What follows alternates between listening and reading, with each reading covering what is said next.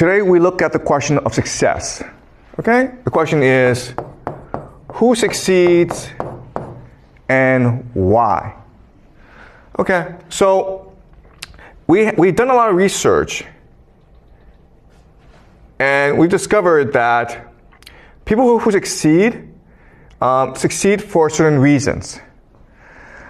So there is a Columbia psychologist named Walter Mischel, and he devised a very famous experiment called the marshmallow test.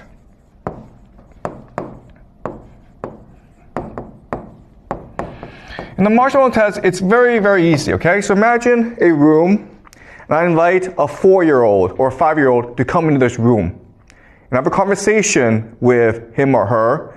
I ask them, how's your mother? What do you like to do? And it's a very good conversation.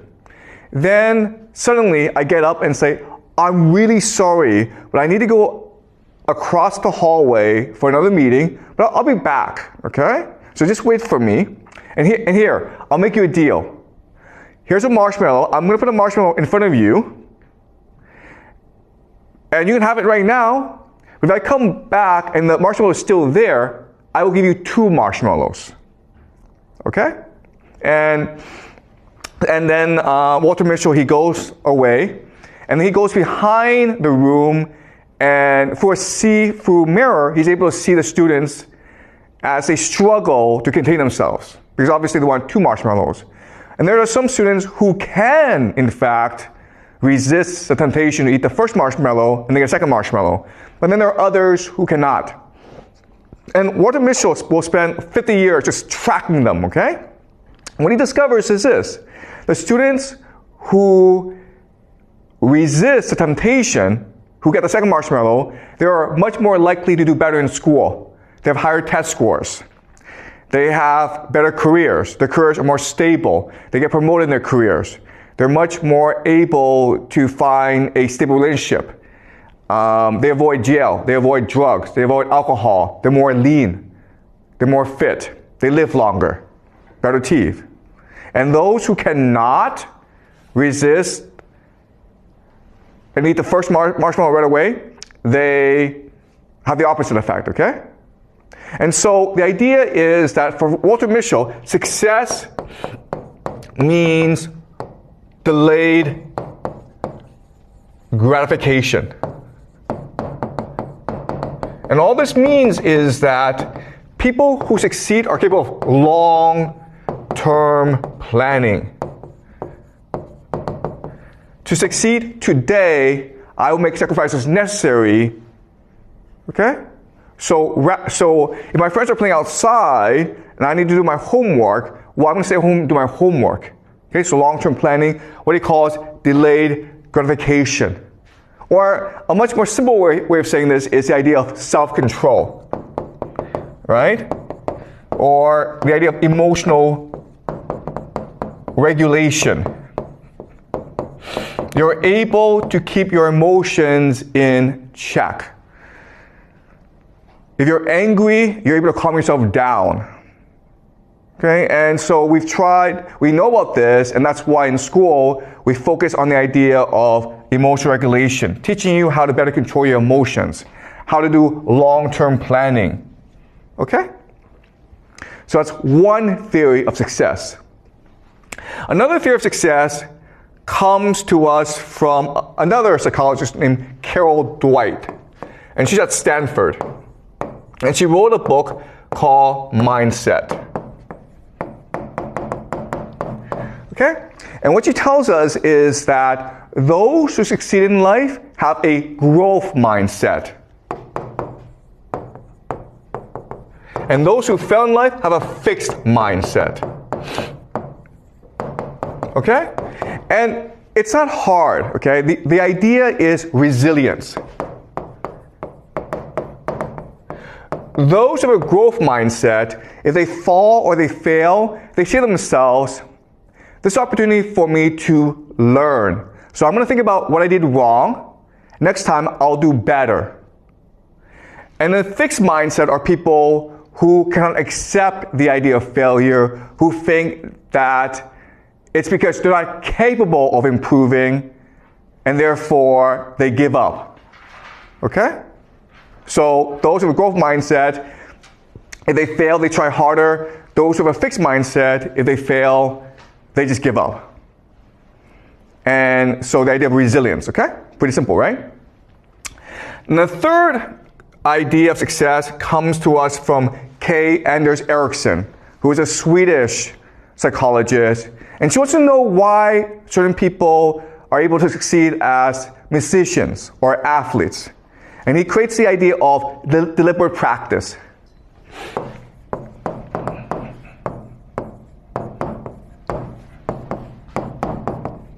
Okay?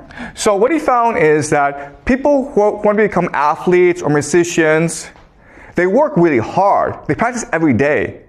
But the people who succeed practice strategically. Okay?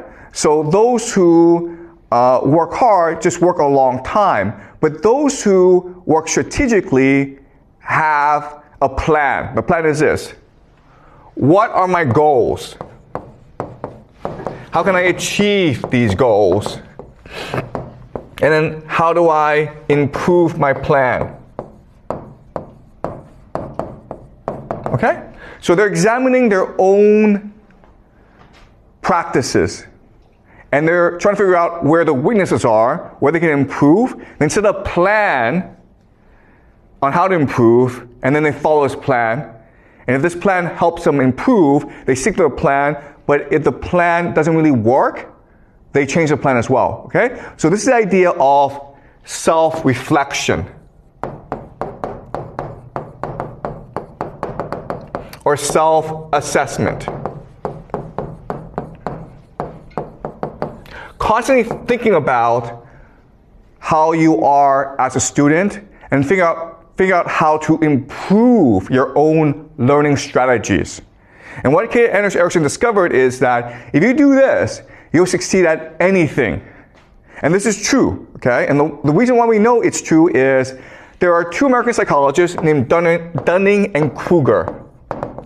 There's something, the Dunning-Kruger effect. And so what they did was this. They ran an experiment. They had 500 students in their psychology class, first year university. They made every student take an IQ test. And then after they took the IQ test, they asked each student, how do you think you did on the IQ test? Do you place in the top 5% or the bottom 5%? And it turns out that no one got the ranking correct. Okay? So those who were in the top 5% in terms of IQ thought they were maybe in the top 20%. Because for them it was easy, so they assumed for everyone else it was easy as well. But what was dramatic is that those who scored the lowest thought they were average. Okay? So the worst 5% in the class thought they were in the top 50% or just average. And the reason why is those people who are stupid lack the capacity to know they're stupid. Okay? So what Dunning-Kruger discovered is that the hardest part of being a student is to assess yourself properly, to know exactly where you stand and how to improve. Those who are stupid are often the most confident in the world. That's what's called the Dunning-Kruger effect. And this helps us explain why the world is why it is. Because often the people in power are stupid. They don't know they're stupid. They're overconfident. And they do stupid things like Donald Trump. Okay? All right? All right, so now we have these three theories, right? We have self-control. We have resilience. And we have self-assessment. And so as educators, as schools, what we can do is devise strategies and curriculum to help students all succeed. Correct, right? The problem is that when we actually try this, it doesn't work. Okay? If you take a bad student and you teach him self-control, resilience, and self-assessment, the student doesn't actually get better. The reason why is, okay, and this is a very important idea for you guys to remember, is that correlation does not equal causation. Okay? You guys need to remember this. Just because things are correlated does not mean they cause each other. So I'll give you an example. We know that successful people, they get up early in the morning. Okay? They get up at 4 o'clock in the morning. But just because you get up at 4 o'clock in the morning does not mean you succeed. Okay? Just because you work hard, just because you're resilient, just because you have growth mindset does not mean you'll succeed. But if you're successful, you'll get up early in the morning because you are more motivated. If you're successful in life, you will have more self-control. You will have more resilience. You'll be more humble. Okay, does that make sense? So if you're rich, guess what happens? You become successful. And therefore, you will have growth mindset, self-control, deliberate practice. Okay, does that make sense? But just because you have growth mindset, deliberate practice, and resilience does not mean you'll succeed. Okay? So the question for us is, why does this happen? And ultimately, who succeeds? Okay, so we know for a fact that rich people are much more likely to succeed than poor people. And in fact, what we know from macroeconomic studies is that school doesn't really matter. It doesn't matter how well you do in school. If your parents are rich, you'll be successful in life. If your parents are poor, you will not be successful in life. Okay? So what's the difference? Okay, so now let's look at parenting strategies between rich and poor. Okay? So there are lots of differences, but let's focus on 3 major differences.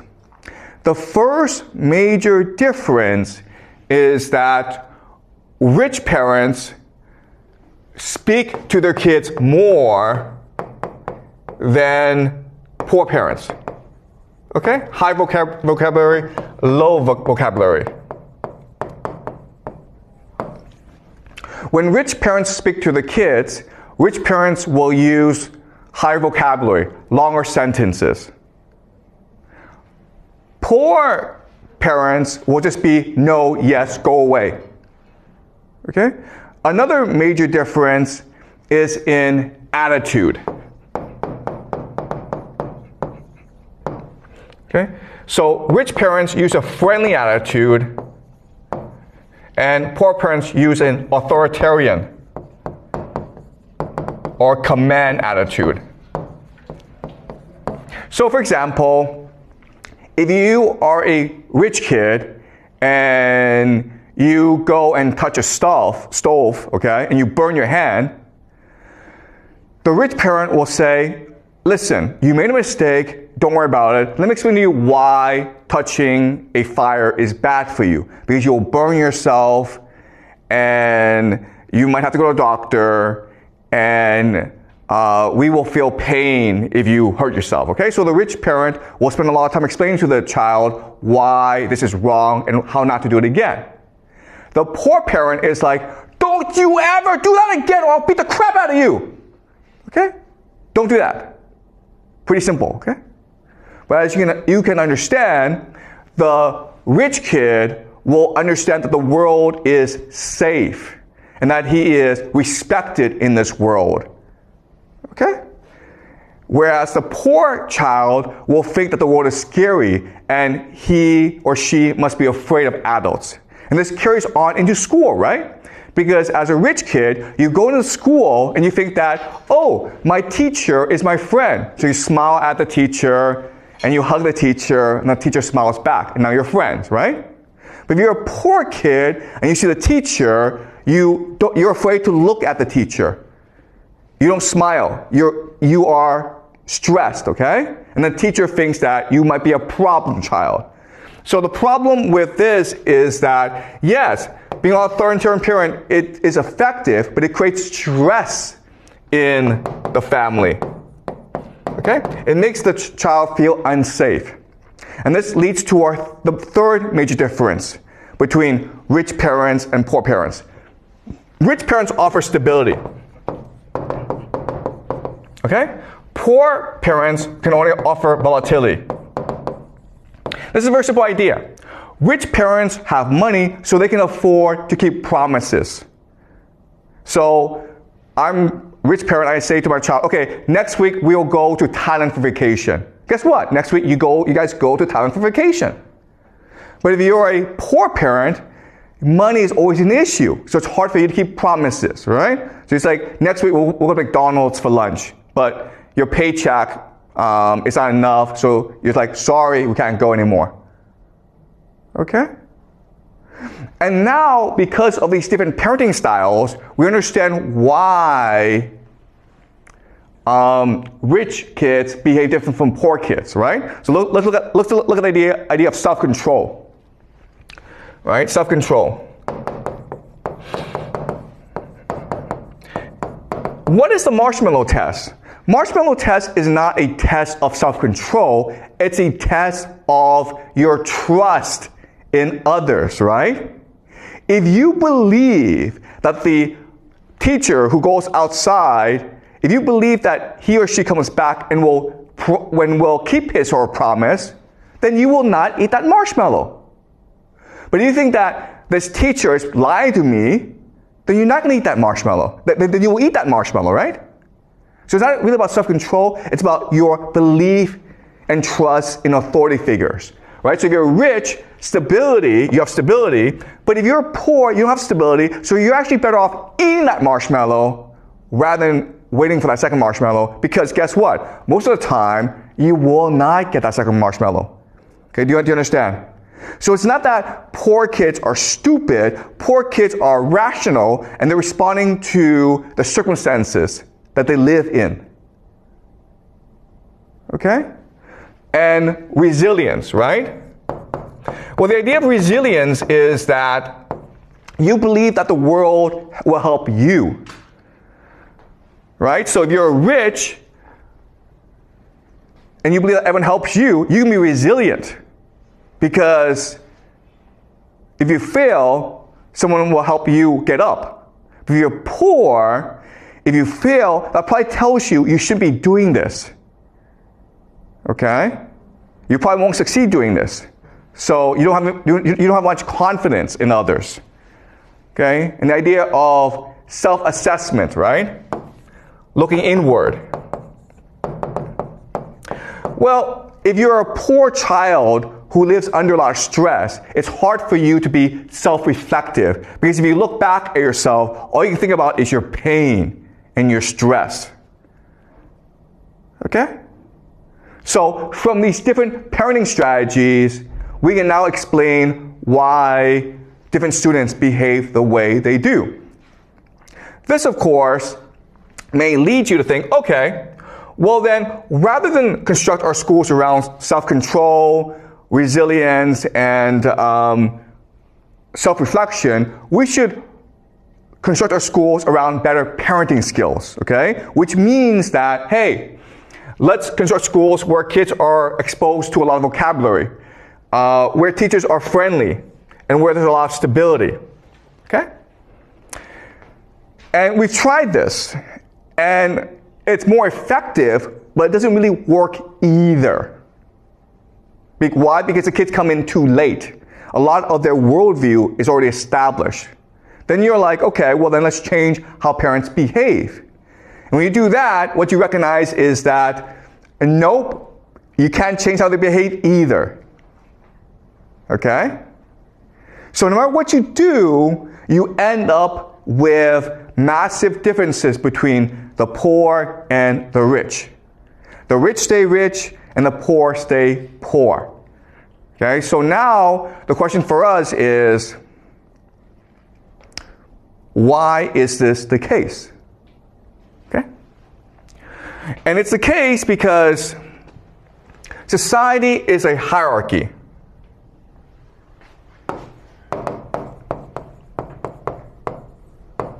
Okay, and the hierarchy is usually divided between the rich and the poor.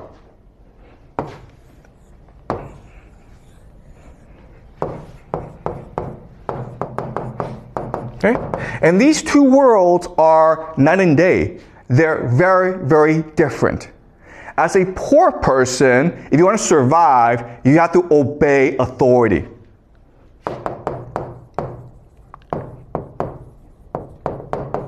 Okay? But if you're a rich person, the way that you get along with others, the way that you maximize your outcome is by negotiating with others. Okay? Negotiating.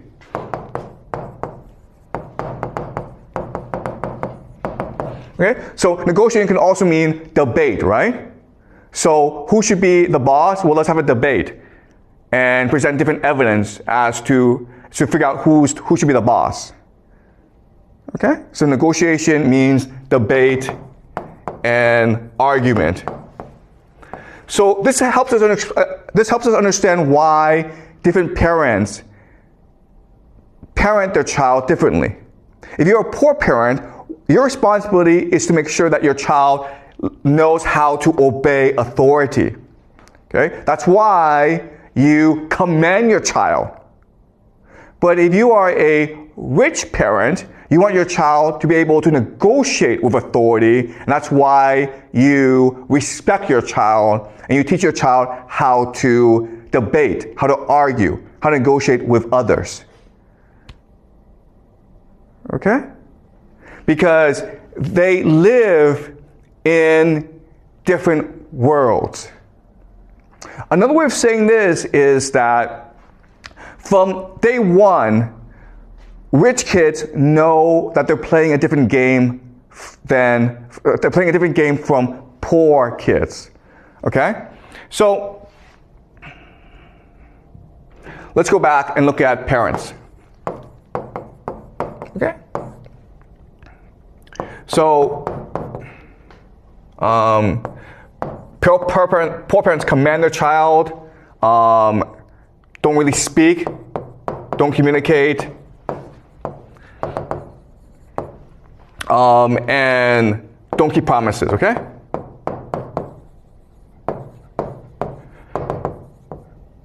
All right, so poor parents do these three things. And we know that if they do these three things, the outcome won't be so good, okay? And the reason why they do this is that they're not playing a game to improve their kids' outcome. They're playing a game to get along with other parents. Okay? Okay, colleagues, family, okay, authority. Okay, so another way of saying this is this: police, boss, okay, family, okay? All right, so as a parent, you're trying to figure out how to negotiate with the police, with your boss, and with your family. So if you're a poor person, and the police knows you're a poor person, the police is going to bully you. And if you fight back, the police will probably put you in jail. Okay? So it's very important that you accept authority, you don't challenge authority, because if you do, you're probably getting into trouble. Your boss, right? If you're a poor person, your boss will just command you about. And so it's very important that your child knows how to take orders. Rather than ask questions, rather than debate, your child must learn how to just follow orders, or at least keep his mouth shut, okay? And then family is about maintaining good relations with those who can most support you. And that often means the same values. Okay? So if your family members or your friends, if they are parenting their child in this manner, you're also going to copy them, okay? Imitation. All right? And for a poor person, this is the optimal strategy of how to parent.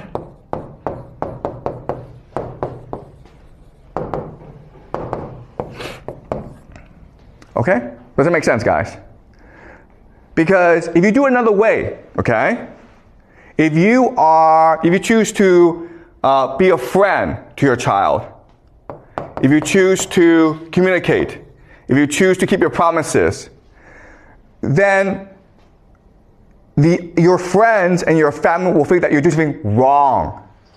You understand? They won't think, oh my God, you are an enlightened parent who's read a lot of parenting books and great for you. They're going to think there's something wrong with you. Okay? So let me give you an example of this. So, my wife and I have 3 kids, okay? My parenting style. So my wife and I have 3 kids.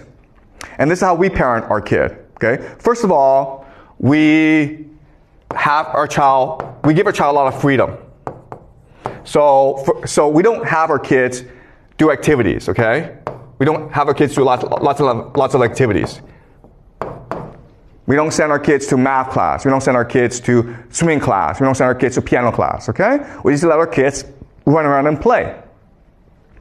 The other thing that we do is we communicate a lot with our child. Okay? Communication. We believe in democracy in our family. If we're going to make a decision together, we want everyone to communicate together. Okay? So a normal Chinese family will just have a very tight schedule, right? And the other thing that we do that's different is we tell stories. The other Chinese families will do math. Okay? So we raise our children in a way that's very different from normal Chinese families, from the way that you've been raised. Okay? And we do this because both my wife and I, we spend a lot of time talking about parenting. I've read a lot of books about parenting. I've spent many decades researching the best education possible. And so that's why we raise our children in this way. And guess what? Because we do this, we have no friends in China. We have family, but they all think we're crazy. Okay? But we do this because for us, what's most important is to make sure that our children are happy and healthy, and that they have a chance to be creative and be successful in life. Because I think that if you do it this way, the child will not be creative, will not be successful. But if you do it this way, your child will fit into China better. Okay? So, parenting, the goal, the incentive is not for your child to succeed. The incentive is for your child to fit into China or the larger social environment that you are in. Okay? And that's why it's very hard to change the way people behave. And that's why social structures are extremely rigid, because the game they're playing is often just to fit into their environment. Okay? Does that make sense, guys? Okay, any questions before I move on? Yep. Thanks. So for poor families, is there any way for the poor kids to succeed to be the rich parent you described in the future? Yeah. Okay, that's a really good question. Okay, so we know that there are certain poor kids who do succeed. For example, I'm a poor kid who succeeded. We immigrated to Toronto, Canada, when I was like 6 years old, and my father was a dishwasher. So we were a very poor family. Okay? But I succeeded because I left Canada for the United States. So Canada is a very rigid place where poor people basically move up a bit, but not too far. But I was able to succeed because I was able to get a scholarship to go study in the United States. Okay, so there are opportunities. The problem, though, is that it means leaving your community. Okay, does that make sense? So one way to succeed is to abandon your community.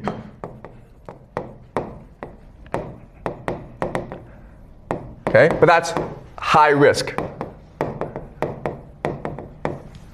Right? So you have to be extremely individualistic to take such a risk. So that's why most people don't do it. Because if you think about it, the safest option for you is to stay within your community. That's what's going to guarantee you the best outcome. But if you choose to abandon your community and just say, you know what, I'm going to go somewhere else and try my luck, that's taking a really high risk, okay? So to succeed, you have to take high risk. So another possibility is war. That traditionally, historically, has been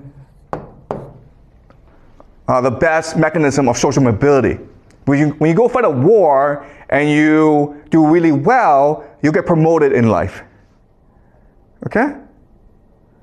But again, war is high risk because chances are you'll get killed. Okay? So not just war, but also revolution. Right? Okay? And of course, the best way, of course, is to marrying up. Okay? And that's why, remember in our very first class, we talked about the dating game, right? Where women only want 5 and 4. Okay? The reason why is that 5 and 4 are high status and 3, 2, 1 are low status.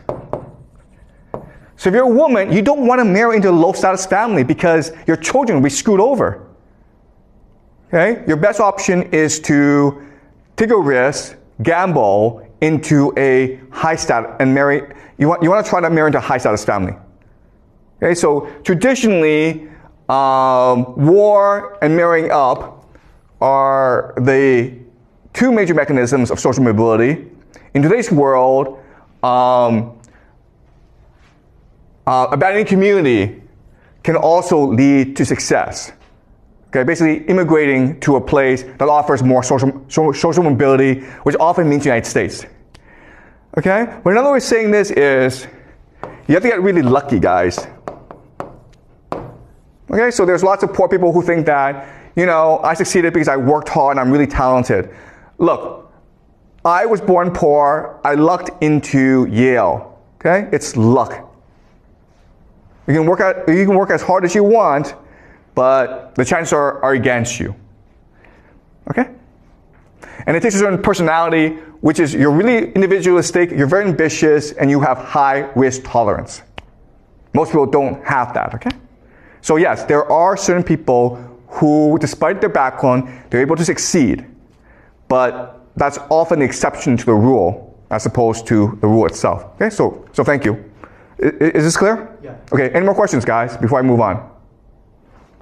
Okay.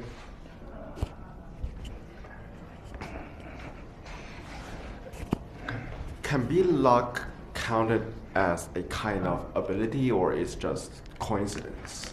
Okay, that's a really good question. Yeah, okay. Yep. So, you're absolutely right, okay? So, luck is a form of strategy. Okay? Strategy. And all this is saying is that you are trying to position yourself in a place that allows you to get lucky. Okay? So I left Canada and I went to the United States because I knew that in Canada, it doesn't matter how hard you work, no one cares. But in the United States, if you work really hard, then you might get lucky and you might meet someone who's like, wow, you're a really hard worker, I want to promote you. Okay? So you're right in that, yes, you can strategize and increase your luck, but it's still luck. All right? And those who succeed are able to think strategically and far ahead and position themselves in a way that allows them to get lucky. Okay? And they often have the characteristics that we talked about, like self-control, resilience, and the ability to look inward and better understand what you're good at. Okay? So it takes a combination of factors. But the point I'm trying to make is that these people are only a minority, okay? 1% of the population, really. Okay? And they still depend on luck. Any more questions before I move on? Okay, so this leads us to a question, which is, okay, well, the way that I frame everything, you have poor and you have rich. And as discussed, they live in their own worlds, and they don't really connect with each other. They have different parenting strategies, they have different outlooks. The rich stay with themselves, the poor stay amongst themselves. So this looks like a very stable system, right? Stability. Oh, the word we can use is equilibrium.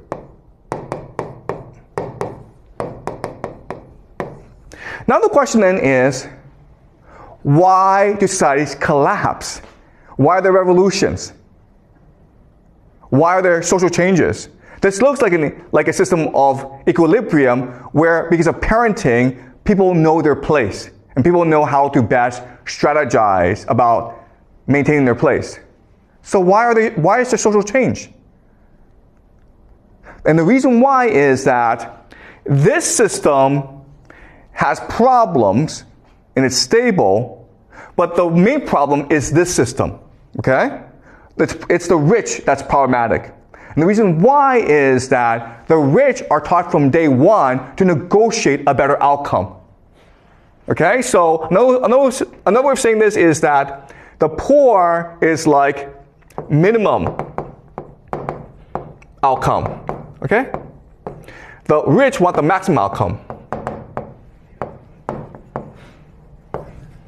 The poor are like, you know what, if I'm alive, if I have a decent job, I'm okay. But the rich are like, no, I need to be the top dog. I need to improve my lot in society. Otherwise, what's the point of my life? Okay? So they have high expectations, okay? High expectations, low expectations. Okay? And this is a problem because power, it's a zero-sum game. Okay? Hierarchy is a zero-sum game. So only a few people can be at the top. So eventually you get into a situation where there are too many rich people and not enough powerful positions. And this is what's called elite overproduction.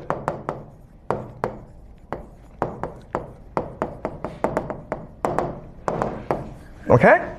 And then what happens here is that in order to get power, certain factions of the rich will align with certain factions of the poor against the powers that be.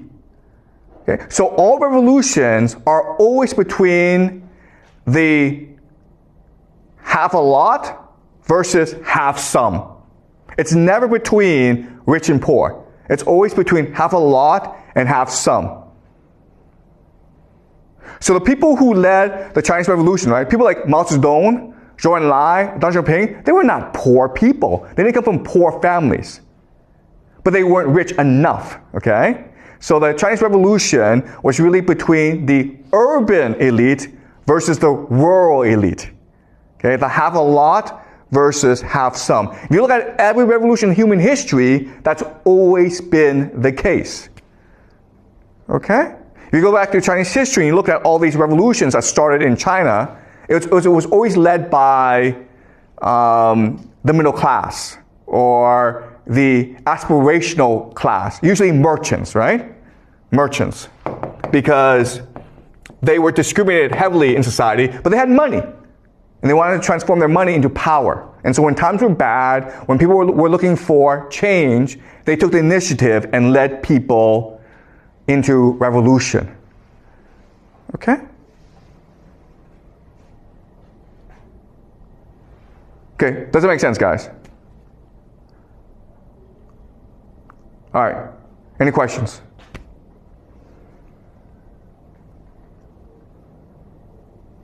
Yeah. All right.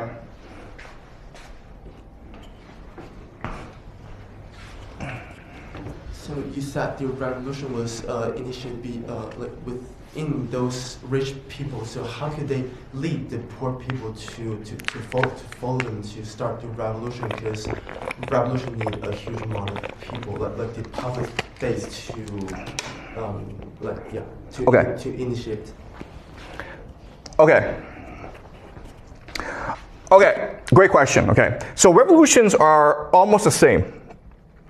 So over time, because of the structure, because of the inequality between rich and poor, certain problems arise, okay?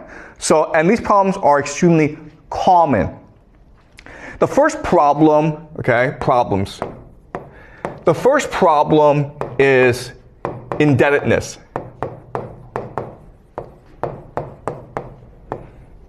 Because the rich have a monopoly over wealth, for the poor to survive, they need to borrow money. But over time, because of interest rates, the poor find themselves in slavery. Okay? Because if you can't afford to pay back the bank or the rich person, then your body is collateral, okay? So you become a slave, but not only do you become a slave, but your children become slaves as well. So slavery becomes a very common problem. And then the third issue, of course, is landlessness. Okay? So these are the three most common problems that ultimately become the seeds of revolution. The poor get into debt, and so they lose their land, and their children become slaves. Their children's children become slaves as well. Okay? Because of interest rates, it's impossible for you to pay back that debt.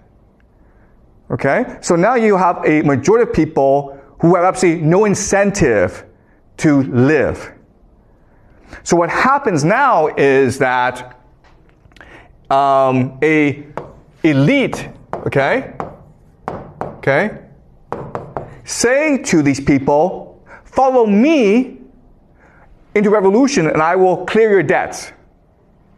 I will give you land and I will end slavery. And that's it. Okay? Every single revolution has been like this. There have been different names, okay? So for example, communists are like, we'll create a communist paradise. But what's a communist paradise? A communist paradise is where debt is canceled, where people are given land, and where no one's a slave, okay? Then others like, okay, we'll create a religious paradise. Islam, okay, so Muhammad, the Islamic Revolution was about this initially. Later on it changed, right?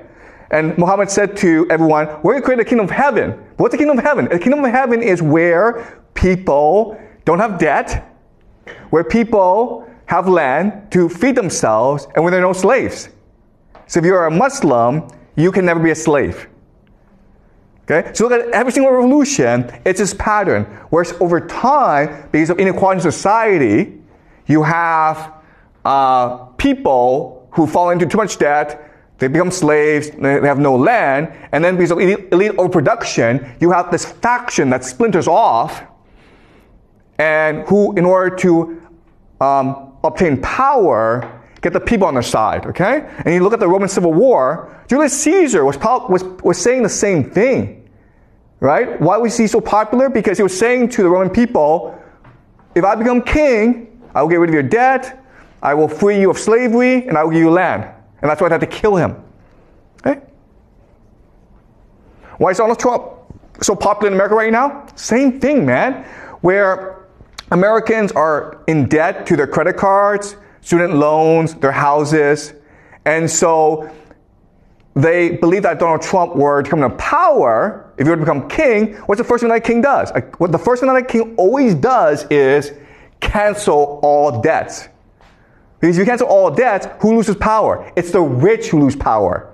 And it's the rich who are almost dangerous to a king. Okay? Does that make sense? Okay? So again, this is a very similar pattern in human history. It's all game theory, okay?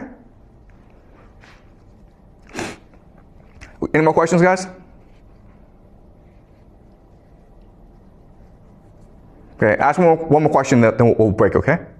Is this clear to you guys? Okay. So another way of understanding this is that according to game theory, individuals don't really matter. Okay, you have to look at large groups, you have to look at large social trends. Okay, you cannot really change the outcome for certain groups of people like poor kids unless you look at the overall structure in which they live. Okay.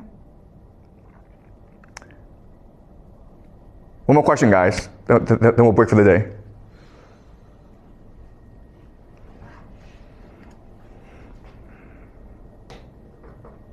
Yeah, Alan?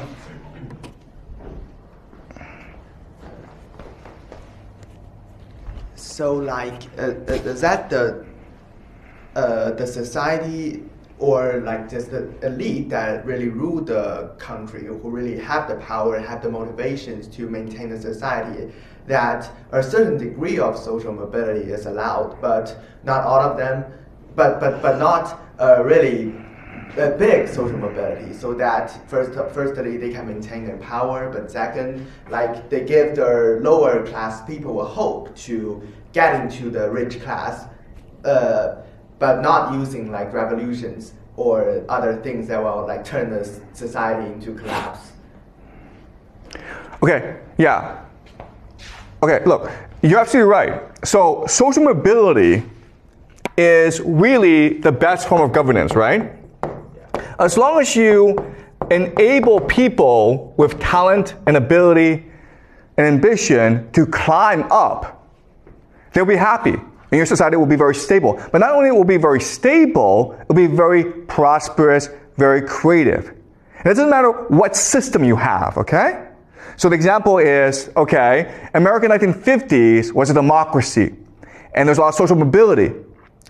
And so people worked really hard, and America became very wealthy. But guess what? In China, 1950s, China was not a democracy. It was a communist system. But in the 1950s, people worked really hard as well. Why? Because China was destroyed after decades of war, and there were lots of opportunities for social mobility. If you worked hard, you got promoted very quickly in the system. So even though it was a communist system, not a capitalist system, even though it was a command economy rather than democracy, people worked really hard because they thought that by working hard, they can improve their lives. So social mobility is the best form of governance. You don't need democracy, you don't need any system, okay? As long as you have social mobility, people will be happy. The problem, though, is that over time, less than a generation, all the positions of power are failed, okay? So the people with talent who made the country great, who made the country wealthy, when they get into power, they don't want people like them to replace them. They want their children to replace them. Okay? And over time, these children are a lot. So what happens is at the very top, all the positions are filled. And there's a waiting list as well. So if you are a poor person who works hard, really talented, unfortunately, all those positions at the top are filled already. And there's also a waiting list, so too bad. Okay? And again, you just look at Chinese history, right? Look at Chinese history, where at the beginning of the dynasty, you had all these talented people take the civil entrance examination, the Keju, and these are really top people. But then what happens is that they have children, and they teach their children how to do on the Keju, and then eventually they're like, you know what, we'll just cheat. So they corrupt the Keju, and then eventually like, you know what, screw this. Whoever can pay to pass the Keju will pass the Keju. And then all the positions at the very top are filled. There's no more social mobility. So what do people do? They engage in revolution, right? So you look at Hong Xiuquan, right? He failed the Keju, or there was no position at the top for him. So he believed he became the brother of Jesus, right? And he started this revolution that claimed tens of millions of lives in China. Why? Because there was no social mobility for him. 50 years ago, prior, he would have been a civil servant. Same thing for Mao Zedong, right? By the time that Mao Zedong became a university student, the Keju had been eliminated. So there's no way for him to climb the ladder anymore. Therefore, he had to start engaging in new ideas. Okay? So you're absolutely right in that social mobility is the best way to maintain social harmony, but people have children, and they want the children to succeed, and they will arrange a system in a way that only their children can succeed, which screws over every other children, everyone else, and so they have no choice but to overthrow the system, okay? Or another way of saying this is game reset. Game reset. This is what a revolution is, okay? So another way of saying this is that 100 people are playing a game, 10 people are winning, and they keep on winning, and they can only win. So everyone else is like, screw this game, let's start a new game. And the 10 people are like, nope, we're happy playing this game. They can't agree, so the 90 people the only thing they can do is a revolution, which allows for game reset, which now again allows for social mobility. And that is the course of human history. Okay?